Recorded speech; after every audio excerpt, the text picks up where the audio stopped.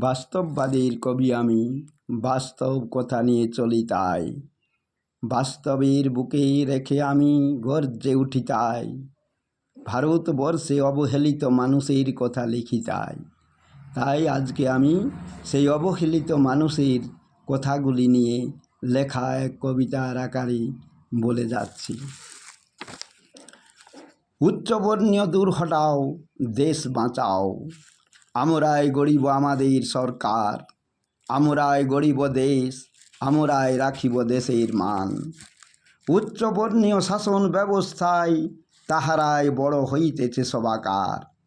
তাই তো আমরা উচ্চবর্ণীয় শাসন ব্যবস্থার বিরুদ্ধে রুখে দাঁড়াইব সকলেই।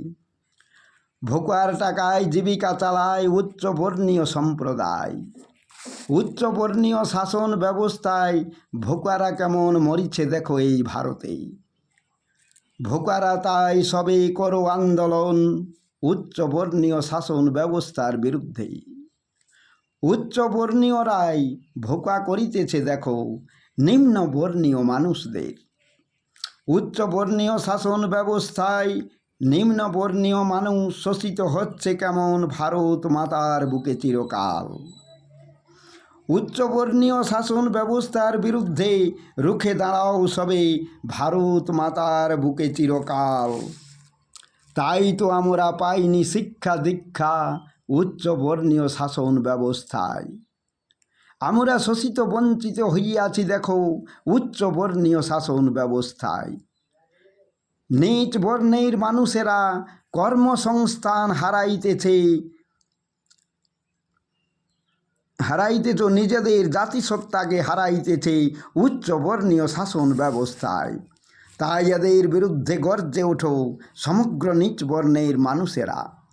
নইলে তোমাদের হবে না উপায় ভারত ভূমির মাটিতে আজ।